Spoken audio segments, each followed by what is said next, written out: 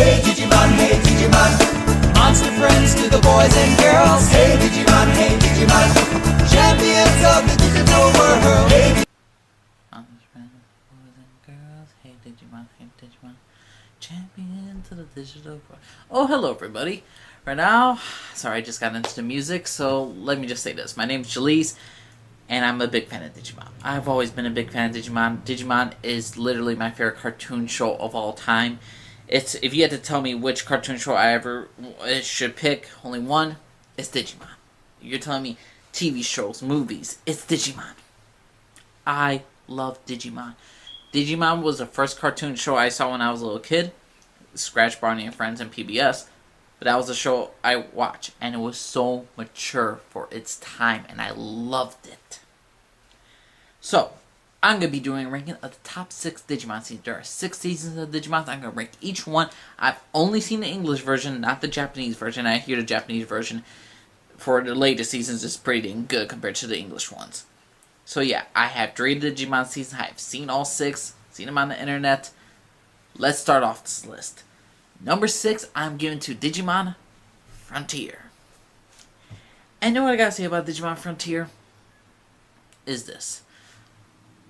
This is my least favorite season of Digimon by far.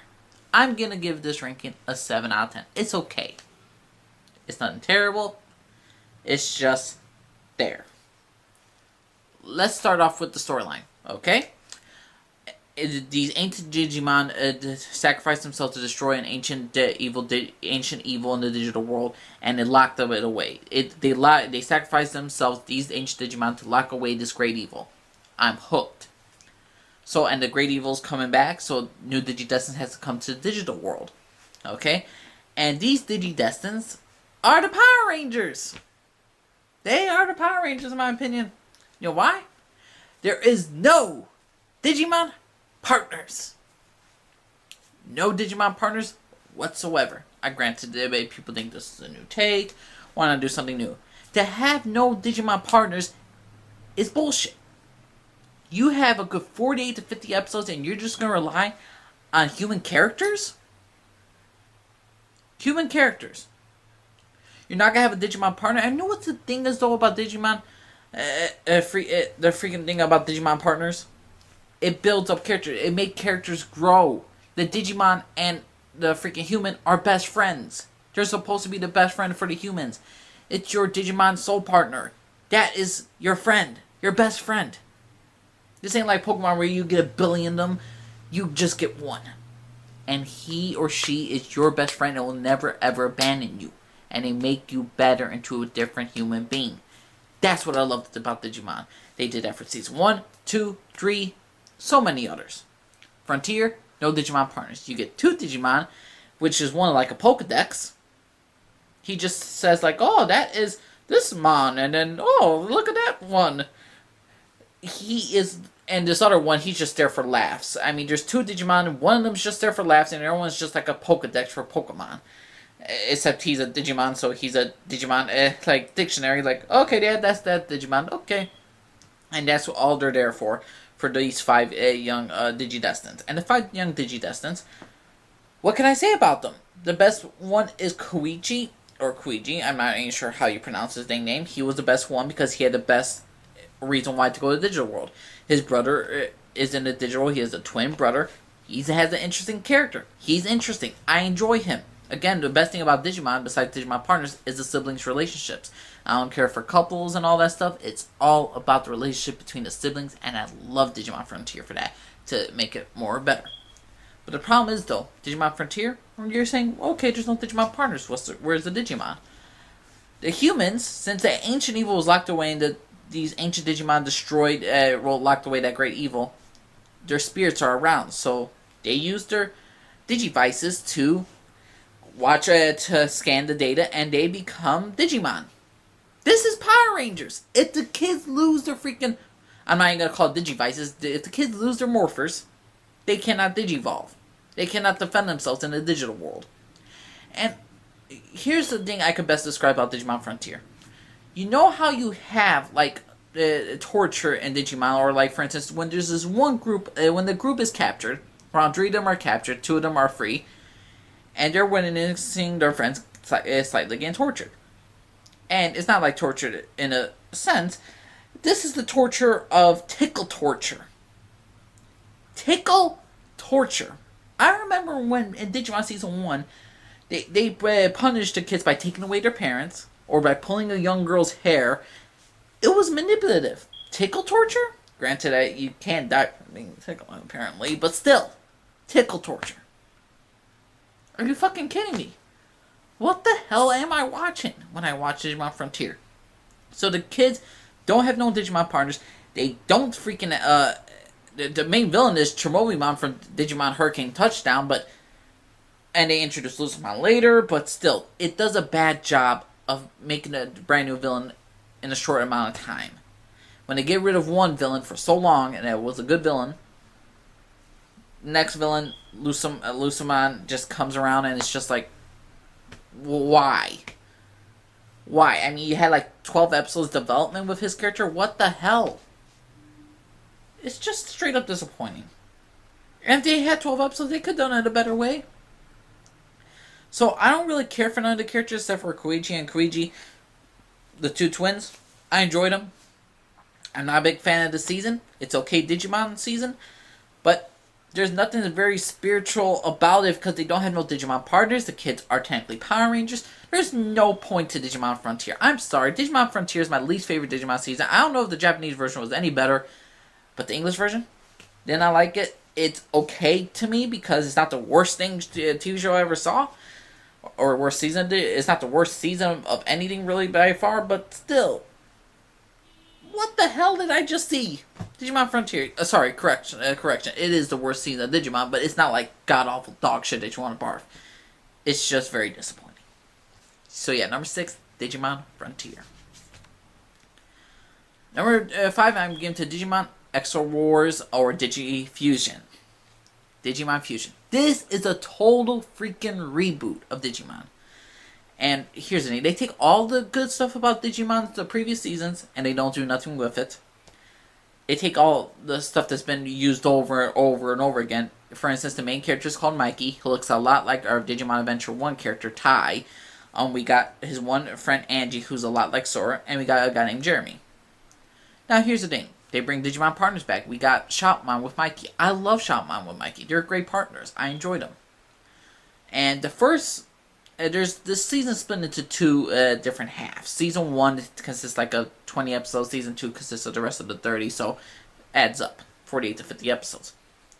So, Digimon Season 1 deals with Lord Baga's army, an ancient evil Digimon that's taken over the digital world. And Mikey and his friends are trying to help the digital world. The first season deals with them recovering the Digi-Zones. Like the Forest Zone, Ocean Zone, and all that stuff. And the second half deals with Mikey with 2 new other Digi-Destins, not with Angie or freaking Jeremy, because they're no longer there. Mikey went alone back to the digital world, and he has Christopher and Maymay, and they're the only other 2 with Digivices. Angie and Jeremy, for some odd reason, did not even get Digivices, so Mikey was the only one to have a freaking Digimon, and the only freaking one to have a Digivice. Then why have those 2 other characters there? Why have Angie and Jeremy there if you're not going to get them Digivices? Why not? So Mikey goes back. He meets Christopher and Maymay. And they were previously there in Season 1 a bit. But they didn't get a whole into them and their characters. Christopher and Maymay, they have a blue Digivice, green Digivice. Simple. In the second half, like I said, the first half dealt with them recovering the Digi-Zones from Lord Baga's army. The second half deals with the Digi-Lands. The lands. Why? So, the first half is zones, they're recovering the zones, second part, lands. There is no freaking difference. I'm sorry, there's no difference. So, Digimon freaking, not Data Squad, Digimon Digifusion, what can I say about it? It is disappointing as well. Digimon Fusion is disappointing as well. It's a total reboot. Greymon, the original Greymon, an orange dinosaur. Hang on 1 second. Just one second. So, Digimon Digifusion. This is Greymon. Their version is this guy. A freaking gray Digi dinosaur. What the hell is that? Champion Mega doesn't matter. No longer matter. I can't even talk right now because I'm so frustrated with this. It doesn't matter. It simply does not matter. The evolutions are the next coming up. It simply does not matter. I'm not a big fan of Digimon Fusion because it typically doesn't do nothing to improve upon the last Digimon season. What else can I say about it? The Digimon Digivolve together. So DNA Digivolution is Digifusion. It's kind of stupid. I'm not gonna lie. I mean, they have the spirit of Digimon in it. They have Digimon partners. It's just not overall the greatest season of Digimon either. Kind of disappointed with this. And if this is your first season, you're gonna have a blast with it. But when you go, since you've seen Digimon since the beginning, like me, if you're a true Digimon fan, or if you've just seen it separately, you're gonna know which one's a better show. You're gonna know which one's a better season. You're gonna know what it's supposed to be and what's not supposed to be. But for this one, this is a complete reboot, and for this reboot, it did not fail in a sense. It's okay. It could be okay to good sometimes. And not to mention, they, again, a great thing about Digimon, siblings. We had the one character, Nene, who has her brother, Ewan, and he's actually a pretty dang... She had to work for the evil Digimon in order for her brother not to get hurt or killed. That's great storytelling right there. Where was the rest of this during Season 1 of Digimon Digifusion? Granted, the Japanese version probably better, but I don't know. So yeah, Digimon freaking Fusion, or Digimon XRORS Wars, apparently it's a lot better, but to me, Edwin and Nene are a great Digimon siblings. I enjoyed them, and overall, I did not hate this season. I liked Mikey. I liked his relationship with Angie. You know, it's like a lot like Tai and Sora. It takes a lot from the previous Digimon seasons, copy this main character, and do it again. Different storyline, different characters.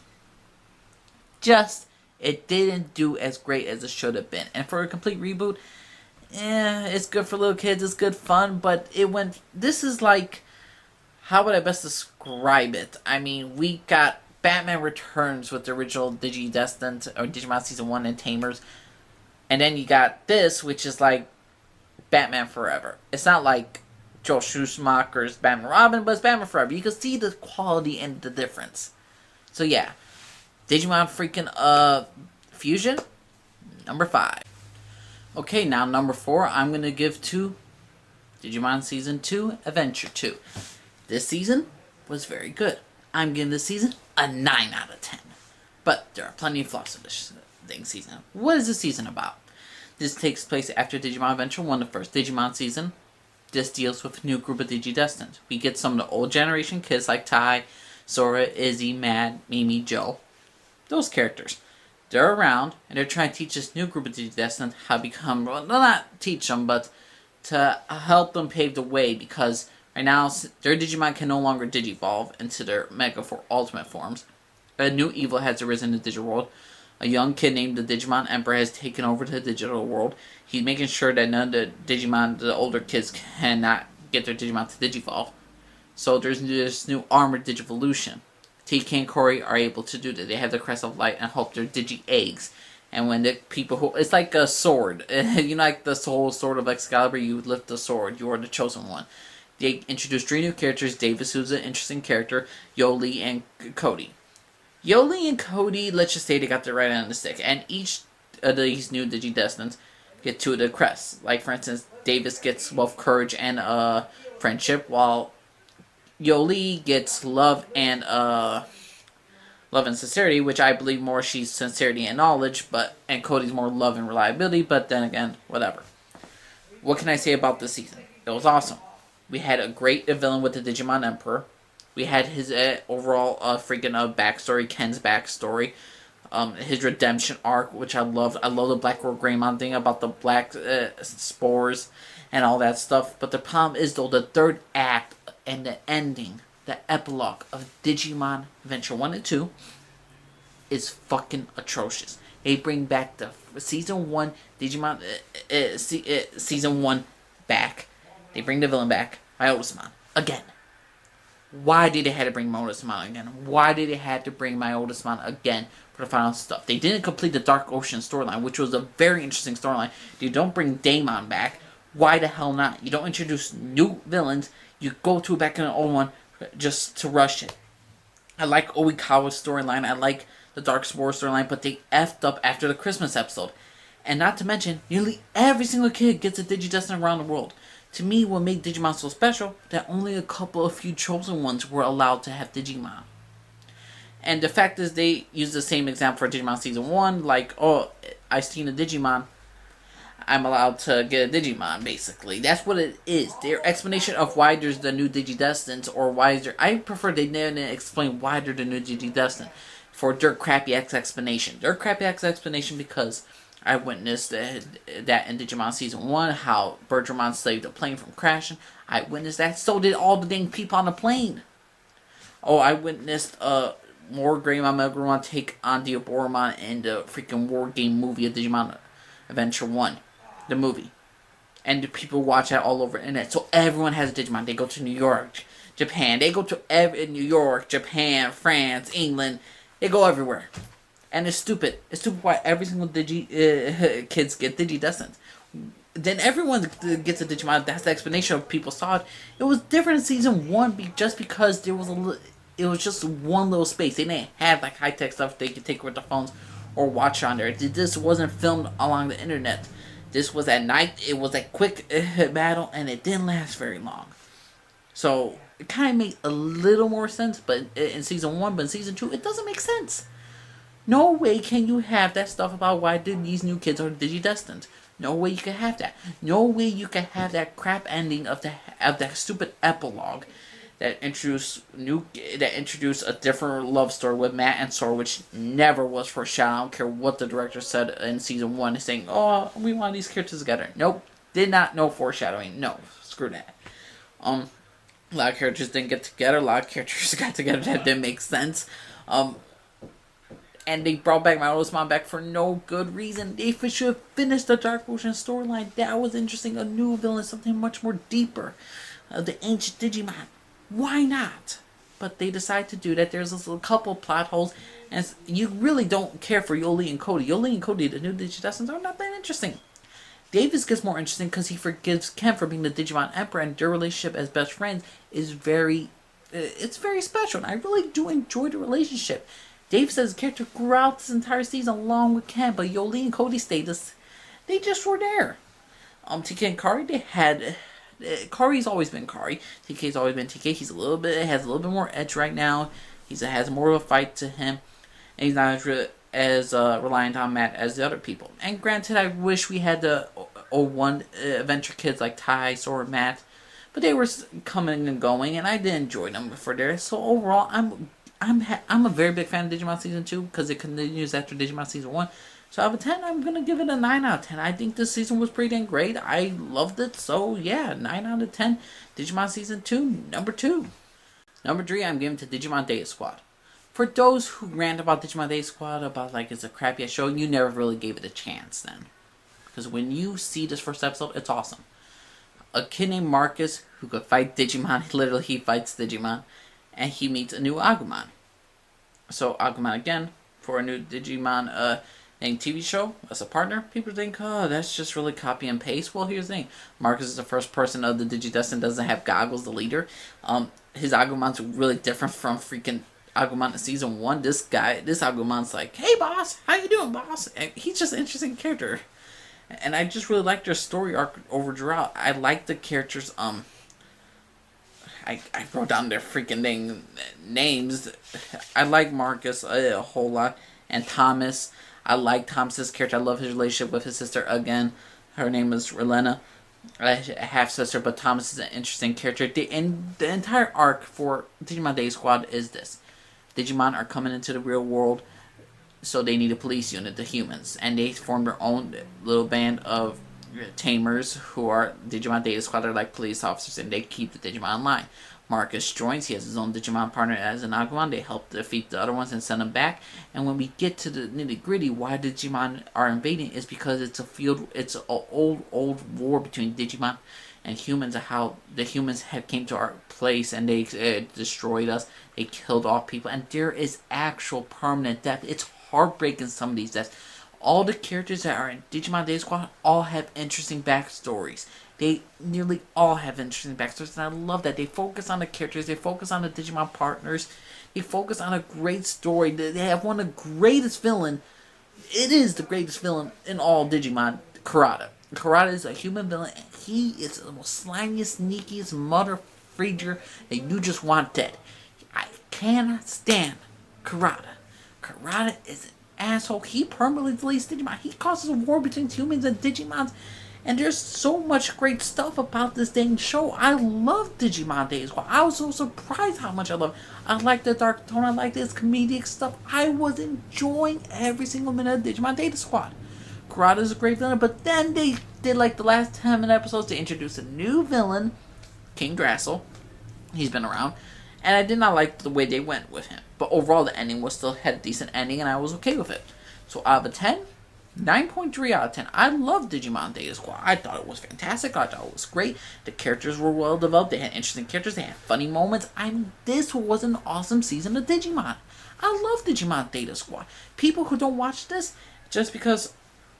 For people who love Digimon Frontier, but don't want to give Digimon Data Squad a chance, because of like, oh, it's different, I don't want to watch it. Well, here's Digimon Frontier had freaking... The kids as freaking... Power Rangers. They had the kids as freaking Digimon, for God's sake. Digimon Data Squad, you know what they does? Or Digimon Saviors, as you want to call it. You know what it did? It brought back the partners. It saved Digimon. Brought great storylines. Permanent death of Digimon. And it was completely heartbreaking when certain characters died. And it was very emotional. The characters were amazing. The relationship between all the characters. I like Thomas. Thomas is my favorite character. Not Marcus. Thomas is my favorite character of Digimon Day Squad over Marcus. I just love them both. I really do enjoy them. I also like the Night Digimons. The Digimon Knights, I really did enjoy it. I'm just not a big fan of the King Drazel and what he turned out to be, so it's kind of disappointing there. But overall, great villain, great story arc. Everything was flowing perfectly. I love Digimon Day Squad. 9.3 out of 10. Love it. Now, number 2, I'm going to get to Digimon Tamers. Third season of Digimon. The third season. And what can I say about it? The kids know about Digimon. Digimon is a computer game. Kids play with cards. A kid accidentally finds a Digivice. A Digivice appears to him, named Takato. He swipes it. He creates his own Digimon, Guilmon. I love Takato and Guilmon's relationship. It's like Takato's like a younger version of Cory and TK if they were like had a baby together. That's what I see as Takato as.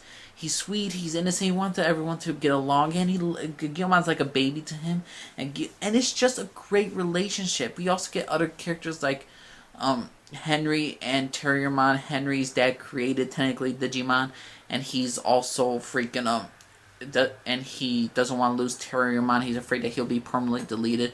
We have Rika and freaking Renamon, who Rika is mad because she's upset that her mother's not with her. She has motherly issues. She's saying it like Soren in a way, and she's one of the best tamers around her. She's one of the best in Digimon game cards.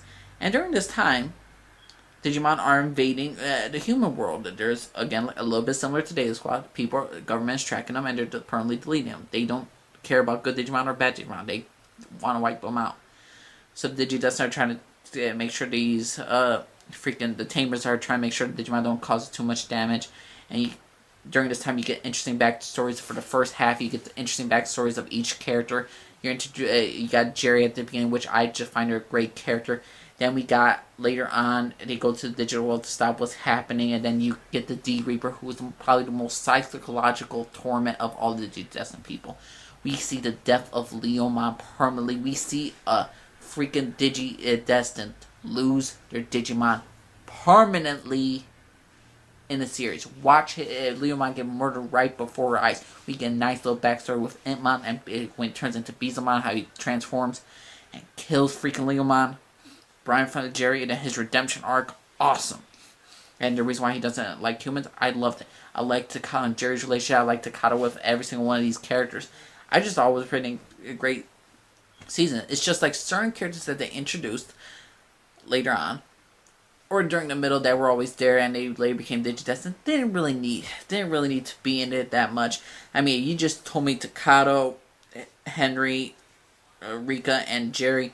I would have been okay with it. And Emon too. I mean, this was just a great season. This was an extremely dark season of Digimon. And not to mention, they combined Digimon and humans together. Their bond between the Digimon make them digivolve together into their mega forms. And I loved it.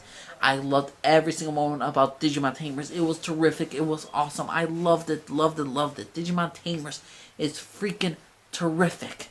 I love Digimon Tamers. Always to this day, Digimon Tamers is number 2 to me. It's simply amazing. Number 2, Digimon Tamers. And my number one favorite Digimon season is Digimon Adventure 1. Of course, it's the first Digimon season I ever watched. It got me into Digimon. It's one of my favorite cartoon shows of all time because of this first season. We get dark stuff. It is 7 different characters. 7 different characters go to camp for the summer and they wind up coming into the digital world.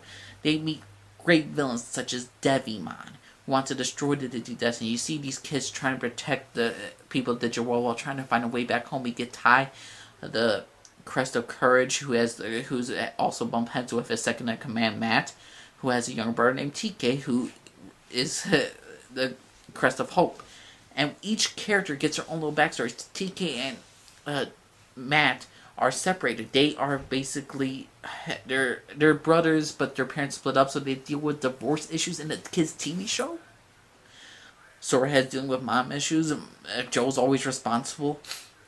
Izzy's finds out he's adopted by his parents. I mean, there's so many backstories, but there's certain characters. Ty nearly lost his sister Kari. She almost died because of him. It was a really dang interesting show. We got the first season of mostly just Devi. We got Devimon for his 10 episodes. Then the kids were looking for the crest. And then there was Edamon. Then they're trying to find a way back home with Genai and Myotismon. Myotismon, who came to the real world to take the kids' parents away from them to find the 8 Digidestined who was rumored to kill him off. We get the first Mega Digivolutions ever. I mean, the Dark Master storyline. I mean, epic Mac turning to the dark side. Metal Grumon versus Metal Greymon. Death's certain characters. Later they get resurrected. That's one fault about Digimon Season 1. But overall, every single character was great. Every single character flowed. Every single person grew up right before your eyes. And at the end, when it all help seems lost, they say we're the Digidestined, and overall, their love with their Digimon partners and the love for each other prevailed over anything. And I love that. That inspired me so much as a little kid. I wanted to have a Digimon immediately. I wanted to have Agumon, and the ending broke me down to tears when I was a little kid. To this day, it still gurgles on my neck. I'm like, gotta be brave. Gonna be brave. Don't cry. And I just love Digimon Season 1. I just love the ending. I love everything about Digimon Season 1. It's awesome.